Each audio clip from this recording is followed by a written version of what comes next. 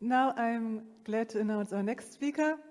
Annette Kleinfeld is Professor of Business and Society at the University of Technology, Business and Design in Constance, Germany. She is founder of a corporate excellence consultancy that is specialized on corporate ethics, corporate social responsibility, and values management. She is since 2014 director of the Corporate Social Responsibility and Sustainability at the Constance Institute of Corporate Governance.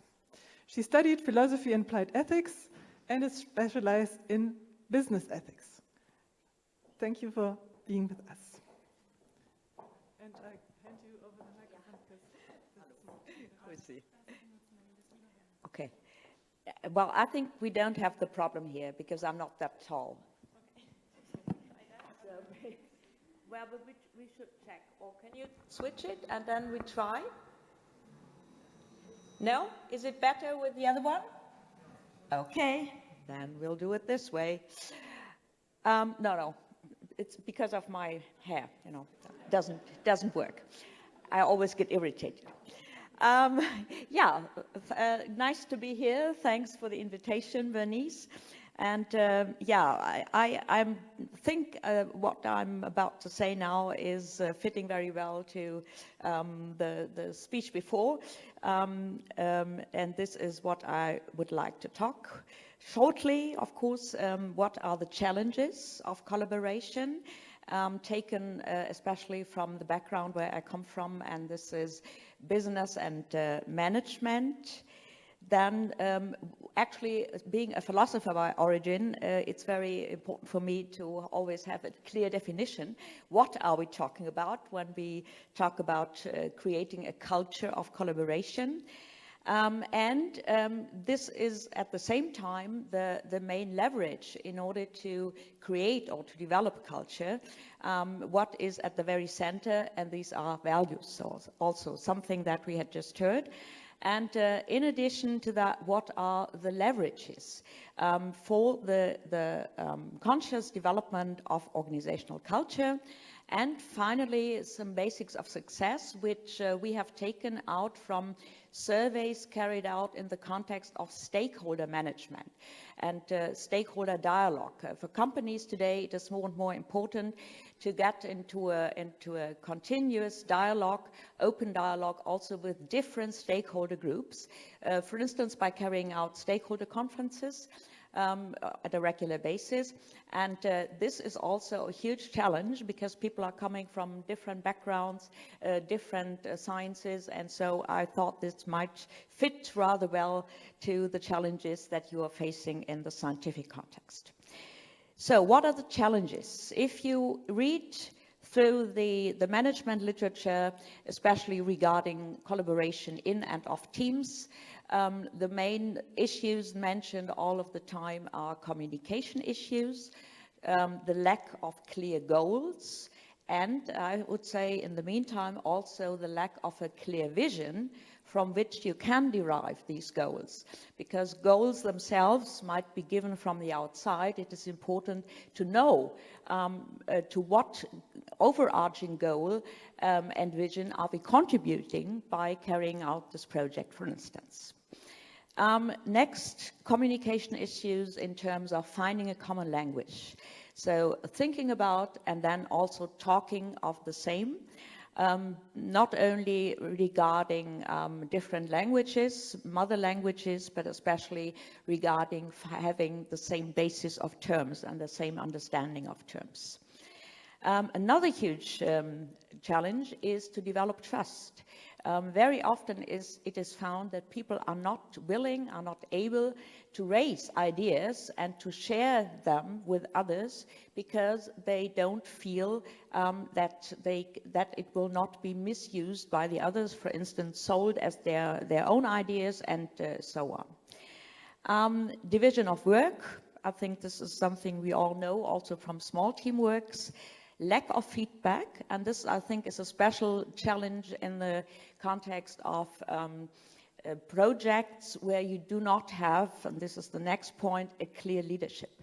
Yeah, so giving a feedback also to the members of the group, to the team members, this is something that has been found out as very important, very crucial for an effective collaboration.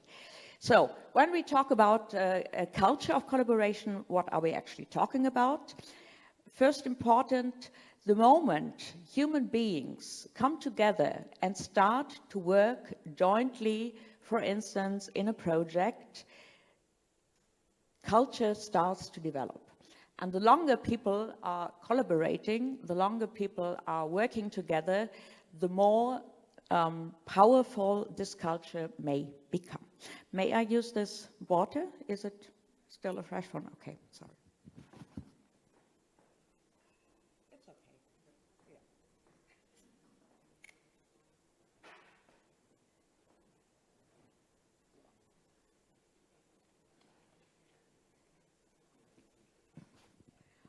Okay, so now when we look to the famous definitions, which I will not do in detail, don't worry. For instance, the one from Kuba and Kluckhohn, but also the famous definitions from Edgar Schein and also from Gerd Hofstede. You can see that always in the very center of an understanding of culture, which is also important if you want later on to analyze existing cultures, especially in change projects, you have to focus on the values. Yeah, the values, the underlying, very often unwritten rules, norms, the ideas of also the humanity. And this has been illustrated very well by mainly Edgar Schein and others with the iceberg model. And so if you want to try, this is now again from the corporate context, if you want to change an organization, very often you simply take the artifacts, yeah, you give it a new corporate design, a new building, a new dress code, whatsoever, but this of course is only on the superface. And what really matters for developing culture is underneath the waterline, and these are the so-called immaterial phenomena, and at the very bottom, the basic assumptions. Now, like the view of humanity, social relationships, what is the criterion of respect in our organization, for instance, or in our team?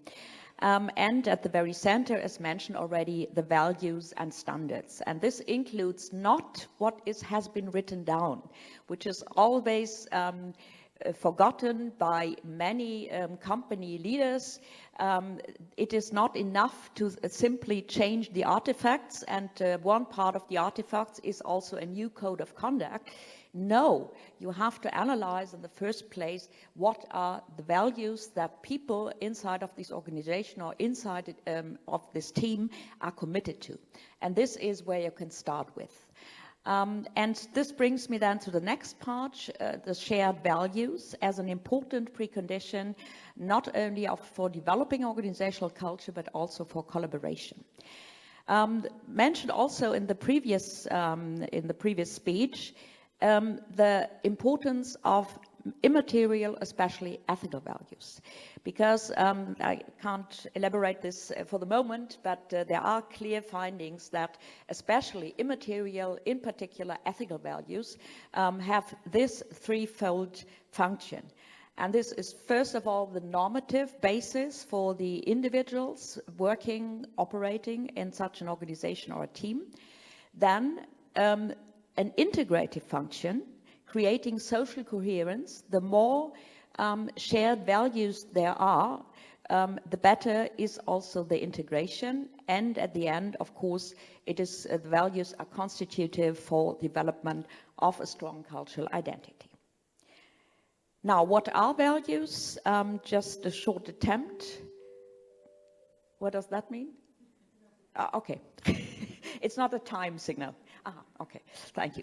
So, yeah, just the ideas, orientations, and the moment people have taken up those ideas as their own orientation, then we are also talking about attitudes or virtues, either of individuals or of a whole group, which are being considered as important, desirable, valuable. And I think this is the most important characteristic, they influence actions or decisions for a long time, which is again something that might be a challenge if you want to change the culture in organizations, in established teams, because usually they stay for quite a long time. And therefore it is so important to start with an analysis of the existing values and check whether you can build upon them, and whether maybe in addition to that you also need some other shared values. Now, and this is an insight from, for instance, some strategic experts like Porter and Kramer, who in 2011 published for the first time, if companies today, if organizations today want to be successful, it is not enough anymore to focus only on material value, but it is important to create shared value. And shared value means contributions, for instance, for society, to the public good, which has been mentioned previously, to sustainable development, for instance, to the Agenda 2030. And so shared value actually should be, according to Porter and Kramer, the main basis of developing corporate strategies in the 21st century. What they also say, and this is also something that we have found out, and I've also know from many years of business practice, in order to create shared value, a joint vision, you also need a set of shared values. And this is something which is often forgotten also in the organizational governance, the management of values, and then afterwards a management by values. So, which means that especially the leadership, the managers, the superiors should have internalized these values and act as a role model. And this shows in the next slide. So when we talk about good corporate governance, we always have to take into account two dimensions: the classical formal structural governance, those things which have been written down, but in the first place, the informal cultural governance. And this is something which I would say is close to what you mentioned as a bottom-up approach. Yeah, so I have to look to what are the members of a team, of an organization are actually oriented to, and try to align it with what the team or the organization wants to achieve. And this is, by the way, taken from integrity management. This is also the main difference between a pure compliance approach, which is only focusing on conformity, mainly legal conformity, versus an integrity approach, where the members of an organization at the same time try to take into account ethical principles whenever they take a decision. Also in business ethics and the theory of business ethics, already in the middle of the 90s, when it became clear that for companies, the stakeholders are more and more important, it was surveyed what kind of values are companies today actually including into their vision, mission, value statements, and that was the outcome, a mixture of performance values, communication values, cooperation-related values, and moral values. And so in order to create also an surrounding which is motivating and which gives answers to the questions of all stakeholders, all of these types of values have to be taken into account. Of course, the values below are simply examples. Now I come to a process which, how much time do we still have? Still okay. Great. So, but nevertheless, I try to go rather fast through the different steps which it takes in order to create a corporate culture. First is that you see in the very middle, this is the existing culture. Very often based on the history of an organization, on maybe also the historical backgrounds of the team members. This has to be taken into account. And then in the next step, you have to define what actually do we want to have achieved. Let's say in 1 year, 2 years, in 5 to 10 years, it is usually in the context of a company.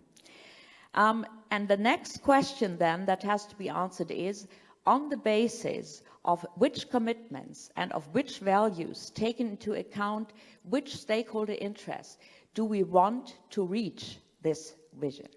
And only if this basis has been made clear, then you can start to think about the concrete goals and strategies, which is also often forgotten in companies.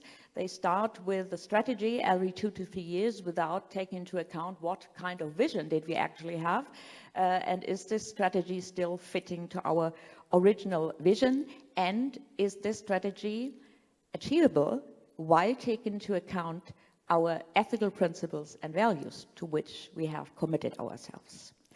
Of course, in living up to that, in realizing it, there are always areas of tension, especially between reality and ethical claims. And so this is also important to identify those potential dilemma situations, potential conflicts, and then against this background, formulate a code of conduct. And the code of conduct in this case then should give clear orientation how the organizational members or the team members have and should act with this or should deal with this kind of conflicts. Yeah, in most codes of conduct today that you find in organizations, they are simply using a copy and paste thing, including all the compliance issues, and that's it. No, a good code of conduct actually should contain clear guidance, helpful orientations for the members of an organization or of a team, how to deal with especially the critical situations. Yeah, then there is an implementation program, which I will come to the main leverages on the next slide, and also important to, on a regular basis, review. Yeah, so it's not enough to just do this process once and then forget about it. On a regular basis, also analyze, has our culture developed into the direction that we are aiming for, that we have defined previously, for instance, in our mission and in our code of conduct. Yeah, and what is accompanying the whole process is communication, communication, communication, communication, and of course also regular controlling, and then afterwards you can check did we achieve the original goal, the original vision or not. Now, first of all,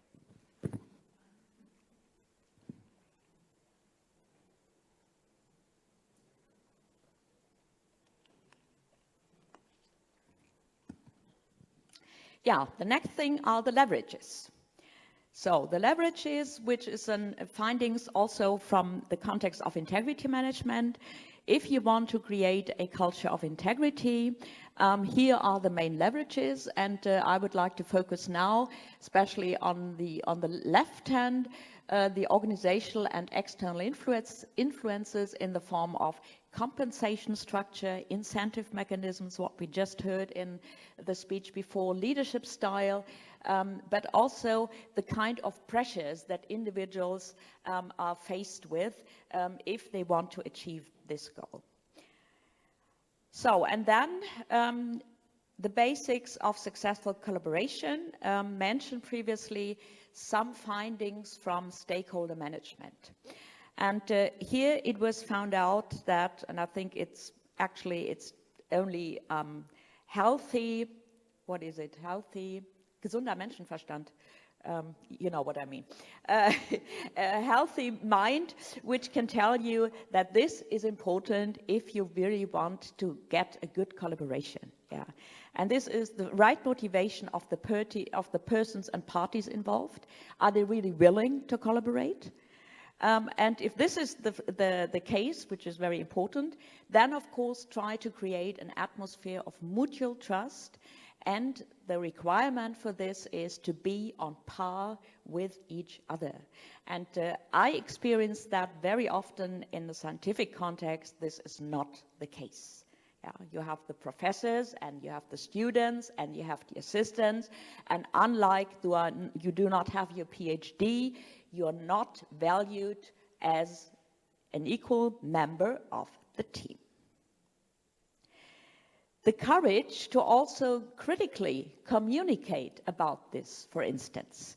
Open honestly towards each other, but also to persons who might come from a higher hierarchy level. Exchange of perspectives based on the wish to understand each other. That was, of course, something that I mentioned in the beginning. Finding a joint language. Also having clear definitions of the terms that you are using. When you talk, for instance, about integrity, what do you mean with it? In this case, what do you mean when you talk about respect? Is it respect from authority, or is it respect in the sense of being on par with each other? The level of true involvement and participation. So are you really a member of the team? And the intention to find solutions. This is having the joint vision, a solution, longing for comprehension, consensus, ability to identify and manage conflicts in a fair manner, and finally, appreciating each other, implicitly and explicitly. Very often you find that people are not feeling appreciated, and then they get, of course, demotivated. And the last slide, regarding the concrete measures to take, very generally promote an atmosphere of mutual understanding by developing and discussing shared values and principles of collaboration. So checking what do we expect from each other, what we may expect from each other. Defining a common language, and finally check the incentive mechanisms of your organization. Especially in a scientific context, it is very often the case that the lone warrior is awarded and not the people who are open and willing to communicate openly and to collaborate with each other. Thank you for your attention.